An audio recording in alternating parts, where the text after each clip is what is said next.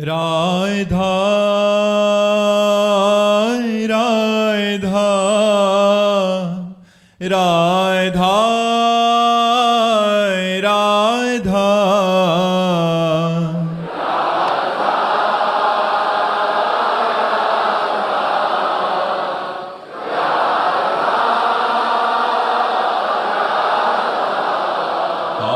राधा राधा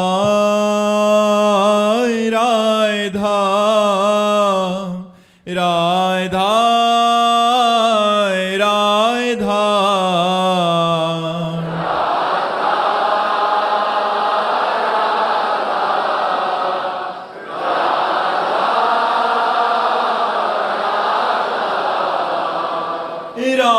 राधा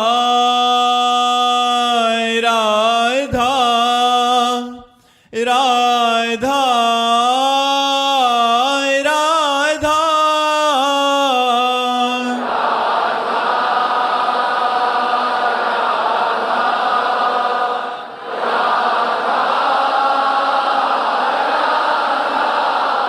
हाय राधा राधा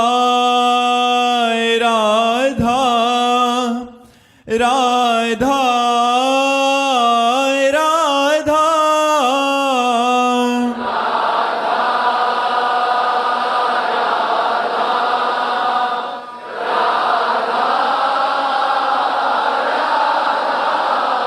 हाय राधा राधा राधा राधा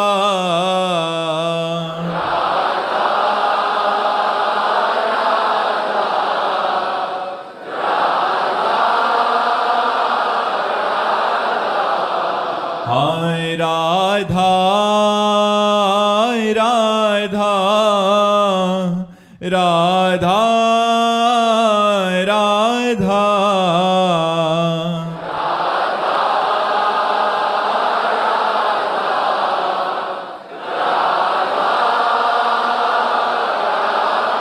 श्री राधा वल्लभ लाल की, समस्त संत हरि भक्तन की, श्री वृंदावन धाम की, सद्गुरुदेव भगवान की।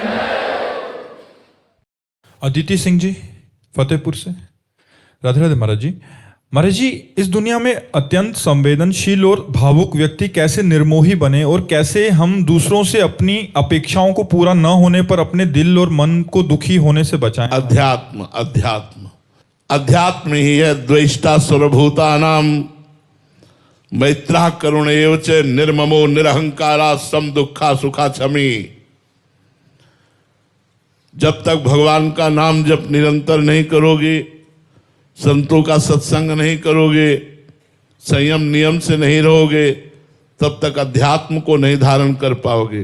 और अध्यात्म धारण हुआ कि किसी का दोष दर्शन नहीं, सबसे करुणा का व्यवहार, लेकिन अहंकार नहीं, सबसे मित्रता पर किसी से ममता नहीं। ये देखो अध्यात्म की कला, सबसे दया का भाव पर कहीं अहंकार नहीं, सबसे मित्रता का व्यवहार पर कहीं ममता नहीं, सुख दुख में समान भाव, अपने प्रति जो अपमान तिरस्कार निंदा अपकार करता है उसके प्रति क्षमा भाव। कितना सुंदर स्थिति अध्यात्म की है। अद्वेष्टा सर्वभूतानाम मैत्रः करुण एव च निर्ममो निरहंकारा सम दुखा सुखा क्षमी। सुख दुख में समान भाव, क्षमावान, निर्मम, निरहंकार और दोष दर्शन रहित, ये स्थिति आ जाएगी। दूसरे के द्वारा किए हुए अपकार का आपके ऊपर कोई प्रभाव नहीं पड़ेगा जब आप अध्यात्मवान बन जाएंगे। अध्यात्मवान बनने के लिए शास्त्र स्वाध्याय, सत्संग, नाम जप, पवित्र भोजन, पवित्र आचरण, पवित्र संग, तो आप अध्यात्मवान हो जाएंगे। अंबुज दीक्षित जी कानपुर से। राधे राधे महाराज जी। महाराज जी, निराकार की अनुभूति कैसे होती है? समस्त आकारों के चिंतन का त्याग करने पर ये बहुत कठिन है। आकार में हमारी चित्तवृत्ति फंस गई है। ये जो देह आकार है, मैं पुरुष हूं, मैं स्त्री हूं, जड़ है, ये चैतन्य है, ये वृत्ति का लोप हो जाना, मतलब ये वृत्ति ही ना उठना। स्थूल शरीर, कारण शरीर, सूक्ष्म शरीर, तीनों शरीरों से अहम का त्याग हो जाना, इनको मिथ्या देखना, इनको स्वाप्निक देखना, इनकी चेष्टाओं को स्वाप्निक देखना, और अंतःकरण इतना निर्मल होकर एकाग्र हो जाए कि चित्त की वृत्ति का ही लय हो जाए, चिंतन ही न हो। जैसे गाढ़ निद्रा में कोई चिंतन नहीं होता, ऐसे जागृत अवस्था में जिसका न सच्चिंतन न असच्चिंतन, वही निराकार का अनुभव कर सकता है। इसकी पद्धति है, पहले साकार गुरुदेव का वर्ण करो, गुरुदेव का ध्यान करो, गुरुदेव की पूजा करो, गुरुदेव की आज्ञा में रहो, और उनकी बताए हुए नाम मंत्र उपासना में चित्त को दो, संसार को भूलो, आकार को भूलो, तब तो निराकार में स्थित होगे। केवल कहने से कि हम निराकार के उपासक हैं थोड़ी है, बड़ी कठिन उपासना है। आप गुरुदेव की आराधना करके ही कर सकते हो। बिना साकार उपासना के निराकार में नहीं पहुंचा जा सकता। किसका प्रश्न है? बिना साकार उपासना के निराकार में नहीं पहुंचा जा सकता। साकार गुरुदेव हैं, गुरुदेव को माला पहनाना, गुरुदेव का चरणामृत लेना, गुरुदेव की आरती करना, हुई ना साकार उपासना। बिना गुरुदेव की उपासना के कोई निराकार को प्राप्त हो सकता है क्या? तो गुरुदेव की उपासना, हम साकार में फंसे हैं तो साकार से ही हम निराकार, हमारा स्वरूप निराकार ही है, हमारा कोई आकार नहीं। हम जिस आकार में तन्मयता करते हैं वही आकार धारण कर लेते हैं, हमारा स्वरूप ही निराकार है। तो जब तक हम इन देहों में फंसे हैं तब तक निराकार की उपासना की कल्पना मात्र कर लो, अनुभूति तो नहीं कर पाओगे। अनुभूति के लिए सगुण साकार की उपासना करके फिर हम निराकार की अनुभूति कर सकते हैं। देखो, जब भगवान का दर्शन होता है तो स्वयं का अनुभव हो जाता है। मम दर्शन फल परम अनूपा, जीव पाव निज सहज स्वरूपा। जो हमारा सहज स्वरूप निराकार है उसका अनुभव हो जाता है साकार गुरुदेव की कृपा से, साकार भगवान की कृपा से। तो बड़े बड़े ब्रह्मज्ञानी हरिशरणम बोलते हैं, तो आप भी नाम जप करो, गुरुदेव की उपासना करो, शास्त्रों का स्वाध्याय करो, लक्ष्य निराकार रखो, तो आगे चलकर भगवान की कृपा से अनुभूति हो जाएगी। स्वयं में तो इतनी सामर्थ्य नहीं है, क्योंकि देह में फंसा हुआ जीव असमर्थ है। निराकार के लिए बहुत बहुत प्रवीण बुद्धि चाहिए, मलिन बुद्धि नहीं। स्वामी जयत्रानंद जी, रामकृष्ण मिशन। प्रणाम महाराज जी। महाराज जी, शरीर और मन दोनों अलग अलग दिशाओं में जाता है। जैसे मन एकांत निर्जन वन आदि में रहकर खूब ध्यान भजन करना चाहता है, जबकि शरीर सेवा कार्यों के कारण भीड़ में रहना पड़ता है, न चाहते हुए भी बोलना पड़ता है। मन मौन चाहता है जबकि शरीर को बोलने का सेवा मिली है। तो महाराज जी, ऐसे में बहुत कृपा है, बहुत कृपा है, बहुत कृपा है। ऐसे में आपकी हानि नहीं होगी, क्योंकि मन एकांतवासी है और शरीर सेवा प्राण। यही तो सिद्ध पुरुषों का स्वरूप होता है कि मन एकांतिक हो करके असंगोहम, असंग रहता है, और बाहर लाखों का संग करते हैं। यही तो संतों की उच्च अवस्था का स्वरूप होता है। अभी चाहत है, फिर ये स्वरूप हो जाएगा कि आप भरी बाजार में भी समाधिस्थ हैं और समाधिस्थ होते हुए भी सामान खरीद रहे हैं, समाधिस्थ होते हुए भी आप व्यवहार की बात कर रहे हैं। ये अलौकिक समाधि होती है। भगवान में चित्त डूबा हुआ है और वो लाखों से व्यवहार कर रहा है, लाखों से बात कर रहा है, करते हुए भी वो कुछ नहीं कर रहा, क्योंकि उसका मन एकांत में स्थित है, भगवान में स्थित है। तो ये करना ही चाहिए। जो भगवान में अपने चित्त को लगाए हुए हैं उनका मन भागता ही एकांत की तरफ। ये सब पसंद नहीं आता, पर भगवान ने सेवा दी है अब जैसे आपको मिशन में सेवा दी है, मरीजों को सुख पहुंचाना, तो हमें दी है। हम भी मरीज ठीक करते हैं, हम भी मरीज ठीक करते हैं। जो मानसिक बीमार है उनको इंजेक्शन वाणी के द्वारा अध्यात्म का लगाकर पुष्ट करते हैं। तो भगवान ने हमको भी सेवा दी है। सेवा किए बिना यहां से जाना अधूरा जीवन होता है। इसलिए बड़े बड़े सिद्ध पुरुषों को भी सेवा करनी पड़ी है, समाज को उपदेश देना। स्वामी जी के गले में कैंसर था, बोलने के लिए डॉक्टर ने मना किया था। रामकृष्ण परमहंस जी किसी के नहीं मानते थे, प्रवचन करते थे, सत्संग करते, कहते थे जब तक जीवन है तब तक बोलने दो, काहे को मना करते हो। तो ये शरीर है, शरीर से सेवा बने, यही उत्तम साधना है, बहुत सुंदर साधना है। शरीर से सेवा बने और मन राजी ना हो, ये चमत्कार की बात है। भोजन पा रहे हैं लेकिन मन की रुचि नहीं है, बात कर रहे हैं लेकिन मन की रुचि नहीं है, एसी में रह रहे हैं लेकिन मन की रुचि नहीं है, यही खास बात है। अब झोपड़ी में रह रहे हैं, चाहत एसी की है, गड़बड़ हो गया। एसी में रह रहे हैं, मन झोपड़ी की तरफ भाग रहा है, ये उत्तम बात है। हमें सब वैभव, सुख, सामग्री, व्यवहार सब है, लेकिन मन एकांत में भाग रहा है। यही तो महाराज जनक जी ने करके दिखाया, यही तो चक्रवर्ती सम्राट अम्बरीश जी ने करके दिखाया। ज्ञान और प्रेम दोनों में, प्रेम में अम्बरीश जी महाराज, ज्ञान में जनक जी महाराज, पूरा राजकाज परिवार संभाल रहे हैं, लेकिन मन केवल परमात्मा स्वरूप है। सहज विराग रूप मन मोरा, जनक जी महाराज कह रहे हैं। और श्री अम्बरीश जी सावई मना कृष्ण पदारविंद, मन तो कृष्ण पदारविंद में लगा है, और कार्य राज, तो राज कार्य बहुत रजोगुणी होता है। राजा तो बहुत रजोगुणी होता है, लेकिन उनमें त्रिगुणातीत अवस्था थी अम्बरीश जी में, और त्रिगुणातीत अवस्था थी जनक जी में। तो ये बहुत उत्तम बात है कि मन हमारा संसार में न लगे, बस खास बात मन न लगना है, मन प्रभु में लगे।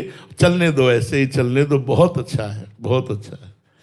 पुनीत बंसल जी बुलंदशहर से, राधे राधे महाराज जी। महाराज जी, नारद जी भक्ति सूत्र जी में कहते हैं कि साधु संग दुर्लभ है, अगर हो जाए निर्वाह करना कठिन है, अगर निर्वाह कर ले गए तो निश्चित ही भगवत प्राप्ति है। महाराज जी, साधु संग तो हो रहा है, पर पूरा प्रयास करने के बाद भी पूर्ण रूप से निर्वाह नहीं कर पा रहे, असमर्थ हो रहा हूं। महाराज जी, ऐसे में निर्वाह करने की विधि क्या है?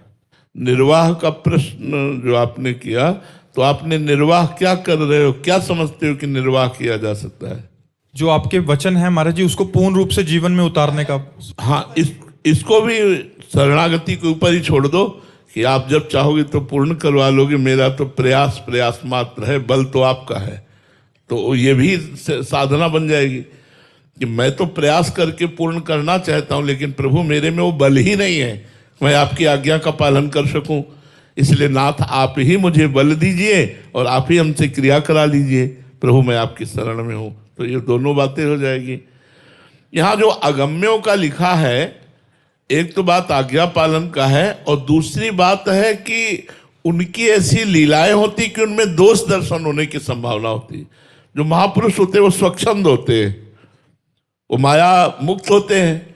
अब उनकी विचित्र लीलाएं होती हैं, कभी वो कुछ खा रहे, कभी कुछ पी रहे, कभी वो हंस रहे हैं, कभी वो खेल रहे। तो आपको ऐसा लगेगा कि इतने उच्च कोटि का महापुरुष ऐसे होता है क्या? बहुत मतलब विचित्र दशा होती, तो समझना बड़ा कठिन है। हमने देखा है, परमानंद स्वामी जी बक्सर के थे, बड़े सिद्ध महापुरुष थे। तो जब वो समाधि से निकलते, बाहर बैठते, तो लोग दर्शन करने के लिए आते। बिटिया तुम्हारे गाय है? हाँ महाराज। बहुत दिन से रबड़ी नहीं पाई, बिटिया रबड़ी पाई हो? हाँ महाराज जी। अब वहां बड़े बड़े आए हैं सब। महापुरुषों की कुछ बाह्य लीलाएं ऐसी होती है जो पचती नहीं। ऐसा लगता है कि अगर ऐसा तो ऐसा क्यों, और अगर ऐसा तो फिर ऐसा क्यों। वो ये क्यों में मिट जाए अगर, तो अगम्य शब्द गायब हो जाए, फिर अमोघस्थ शब्द लागू हो जाए। अमोघस्थ, निश्चित भगवत प्राप्ति हो जाएगी, निश्चित भगवत प्राप्ति। बस उनके कुछ ऐसी लीलाएं होती हैं, भगवान ऐसी लीलाएं छोड़ देते हैं जिससे जब तक उनका शरीर रहता है तब तक संशय आत्मा बने रहना। ये ऐसा तो नहीं हो सकता, इस कोटि के तो नहीं हो सकते, क्योंकि ऐसा ऐसा है, ऐसा ऐसा है। वो कुछ लीलाएं छोड़ देते हैं और ये पता है कि ये लीला हो रही भगवान के द्वारा कराई जा रही है, और वो इसीलिए कराई जा रही कि कोई बिरला ही श्रद्धा कर पाएगा। अब एक महापुरुष थे, वो लिखाए हुए थे कि दर्शन करने की फीस, तो आधे तो इसी में भाग जाते कि पैसा न दे पाते, और कुछ उसमें श्रद्धालु जो थे वो इस बात को पढ़कर हट जाते थे कि अपने दर्शन के 500 रुपया लेते साधु काहे के, तो इसमें हट जाते। कुछ हिम्मत करके जाते, 500 देते, दर्शन करते, तो चिमटा से उठा करके धुनी थी उसी धुनी में 500 रुपया रख देते, उन्हीं के सामने जला देते। तो लोग समझते पागल है क्या, लिखा है 500 रुपया और जला देता है, मतलब क्या है। तो संतों की लीला समझ पाना, जो सिद्ध महापुरुष हैं उनकी लीलाएं समझ पाना बहुत कठिन है। एक संत को हमने देखा ट्रांजिस्टर कान पे, स्थिति हमने देखी, स्थिति भगवदाकार स्थिति, और ट्रांजिस्टर कान पे फिल्मी गाना बज रहा है, जहां लोग आवे तो थोड़ा और बढ़ा दे। कैसे यार समझोगे। जैसे बहुत बड़े धनी अपने धन को छुपाते हैं, ऐसे सिद्ध महापुरुषों में कुछ बाह्य लीलाएं ऐसी होती है जिसे कोई समझ न पावे कि ये इस कोटि के महापुरुष हैं। इसीलिए देवर्षि नारद जी ने लिखा है महत् संगस्तु दुर्लभो, फिर लिखा अगम्यो, फिर लिखा अमोघश्च। यदि महापुरुषों का संग हो जाए, आप निर्दोष दृष्टि से जीवन निर्वाह कर लें, तो निश्चित भगवत प्राप्ति हो जाएगी। महापुरुषों का संग, संत संग अपवर्ग कर, कामी भव कर पंथ। संतों का संग मोक्ष का साक्षात स्वरूप है। अगर हम सत्संग में हैं तो मुझे और कोई मोक्ष नहीं चाहिए, साक्षात मोक्ष स्वरूप है। पर भगवान ऐसी कृपा करे कि संतों के चरणों में हमारी निर्दोष दृष्टि बनी रहे, कभी उन पर दोष दर्शन न हो, हम सदैव उनके सेवक बने रहें, कभी हम में अभिमान ना आवे, तो बेड़ा पार हो जाए। जी। इंस्पेक्टर अखिलेश मिश्रा जी। राधे राधे महाराज जी। गुरुदेव भगवान, साधना का कृपा से क्या संबंध है? अरे कृपा से ही साधना होती, नहीं कोई साधना वाधना नहीं होती। जो साधना होती वो कृपा से ही होती है, वास्तविक नहीं तो देहाभिमानी पुरुष के द्वारा किया हुआ जो कर्म है वो अपराधों के द्वारा सब नष्ट हो जाता है।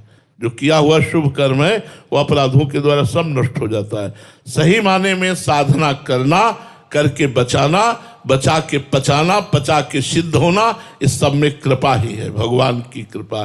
भगवान की कृपा के बिना परमार्थ में कोई एक पग नहीं चल सकता। अगर चल रहा है तो भगवान की कृपा मनानी चाहिए, स्वयं से नहीं। ऐसी विचित्र प्रचंड माया है भगवान की, दैवी है सा गुणमयी मम माया दुरतया मामेवे प्रपद्यन्ते माया में ताम तरन्ते। भगवान कह रहे मेरी त्रिगुण माया ऐसा है, सहज में तरी नहीं जा सकती, दुरत्यय है। जो मेरी शरण में हो गया तो मेरी कृपा से मेरी माया से तर जाओगे। तो जो साधना हो रही वो भगवान की कृपा है, ऐसा मानना चाहिए। भगवान की कृपा से साधना शुरू होती है, साधना बढ़ती है, साधना परिपक्व होती है और सिद्ध पुरुष हो जाता है। कृपा ही सब कुछ है, साधना में हमारा कोई बल नहीं, केवल कृपा ही कृपा है, ऐसा साधक को समझना चाहिए। महाराज जी, जो साधक के अंदर ये बात आती है कि ये मैं कर रहा हूँ, मतलब मैं अभी नियम निष्ठा से चल रहा हूँ, बट अंदर से भाव भी है कि कृपा है, बट दोनों एक टक्कर दे रहे हैं। बिल्कुल बिल्कुल। तो धीरे धीरे ये मैं जाके जब लय हो जाएगा तभी सिद्ध हो जाएगा।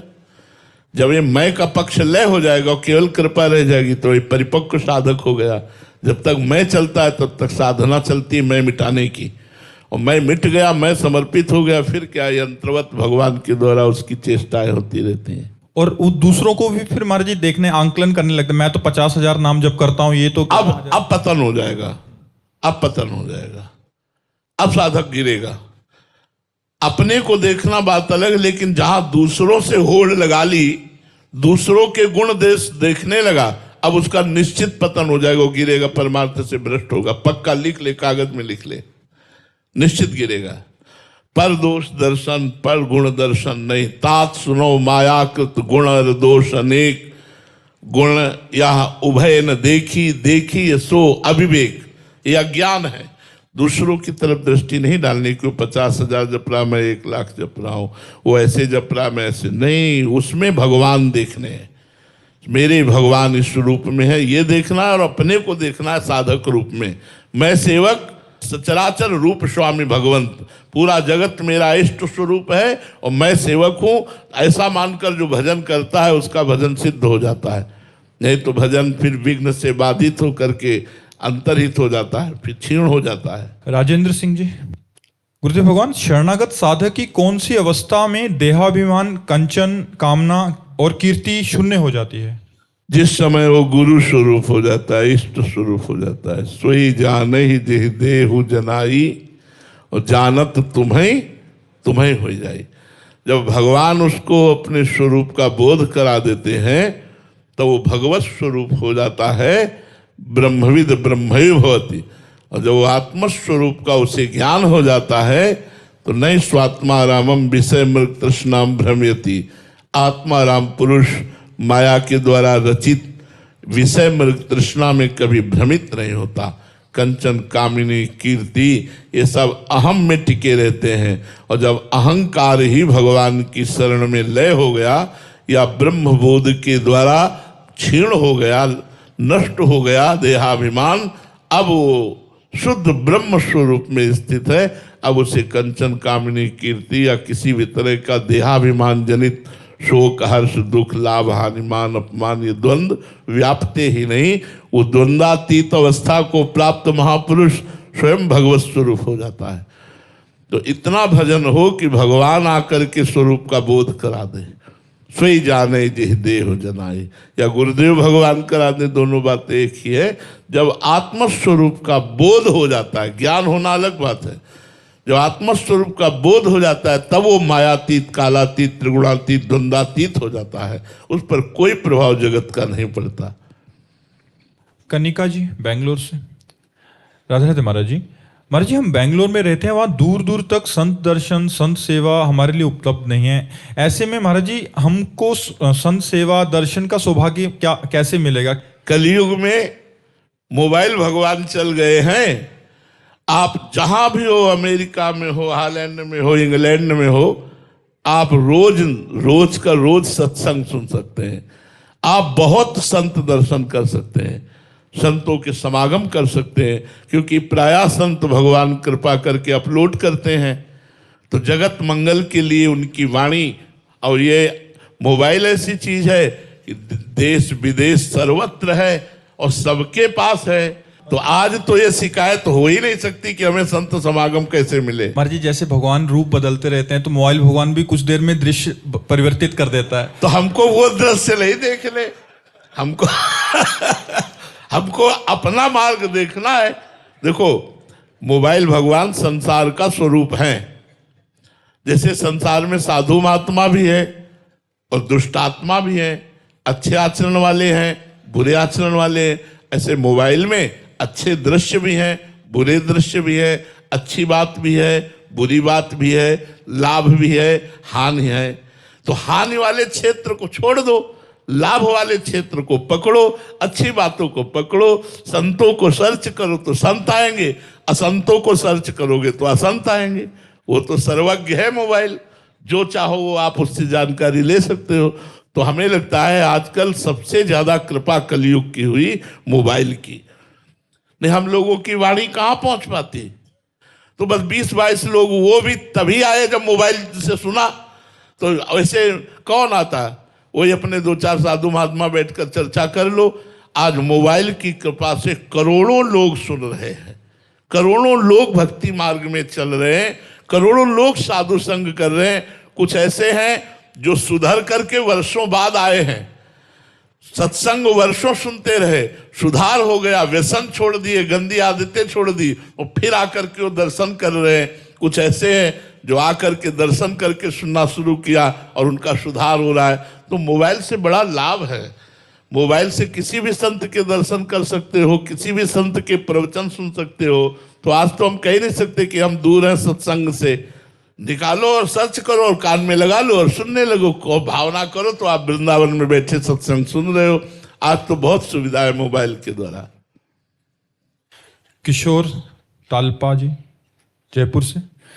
मर जी, आप कह रहे हैं कि आप वहाँ न्यायाधीश हैं, आपका ही जो अभी जो वचन मोबाइल के द्वारा सुने, और ऐसे बहुत सारे जीव हैं महाराज जी जिनका जीवन परिवर्तित हो गया, उनके विचारों में बहुत परिवर्तन आया। महाराज जी आपको धन्यवाद करते रहते हैं ऐसे। नहीं, हम तो आप सबको धन्यवाद देते हैं कि आप लोग हमारी वाणी को सुनकर अपने जीवन का अध्यात्म में प्रवेश करा रहे हैं।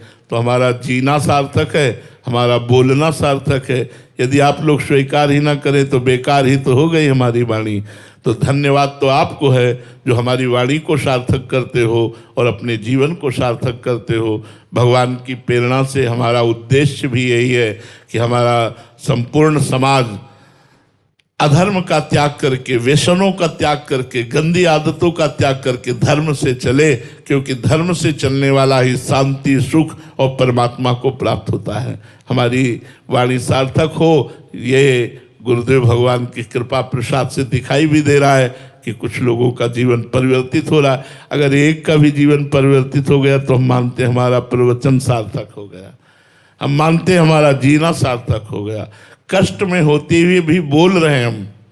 अगर एक भी आदमी सुधर गया तो मेरी ये पीड़ा युक्त बोलने पर हमें आनंद रहेगा कि हमारा जीवन सार्थक हो गया। महाराज जी यहाँ तो आपके सामने एक दो ही जने प्रस्तुत हो पाते हैं, कभी हो जाए तो, नहीं तो महाराज जी अपने पास बहुत सारे ऐसे जने आते हैं जिनका पूरा परिवार का परिवार ही परिवर्तित हो गया, उनके विचार परिवर्तित हो गए। हजारों लाखों लोग मतलब कमेंट के माध्यम से आपको ये भाव प्रस्तुत करना चाहते हैं कि उनका जीवन परिवर्तित। हाँ, भगवान सबका मंगल करे, सब सुखी रहे, सबको सद्बुद्धि प्राप्त हो और सब भगवान का भजन करें। हमारी भावना भी यही है जी। मनीष जी गाजियाबाद से, राधे राधे महाराज जी।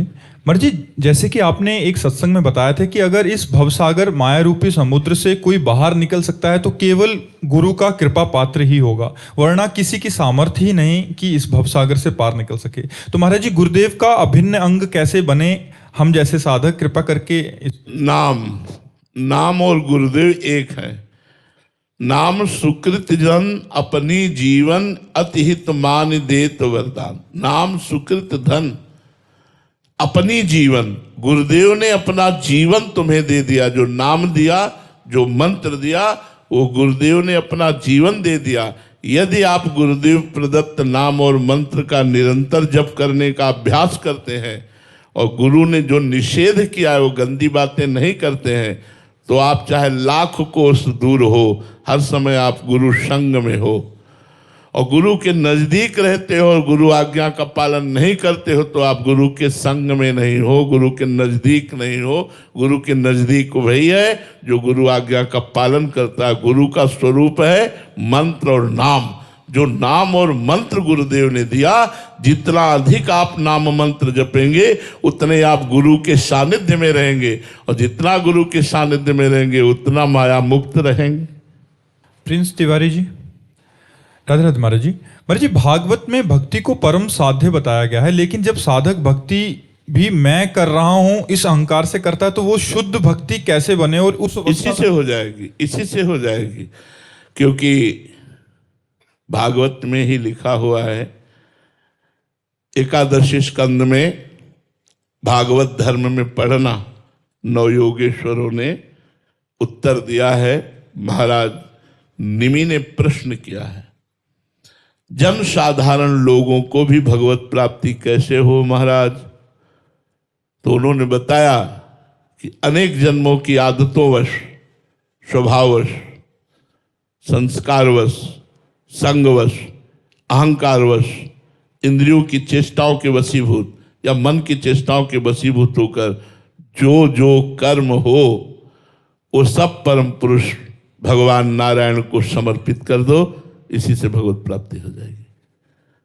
अहंकार से हम कर रहे हैं लेकिन हम भगवत समर्पित कर रहे हैं तो अहंकार रूपी दोष नष्ट हो जाएगा और वो समर्पण रूपी कर्म हमें भगवत प्राप्ति करा देगा।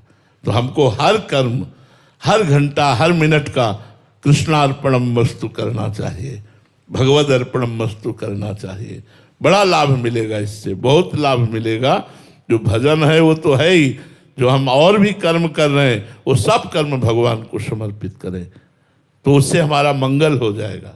श्री राधा वल्लभ लाल की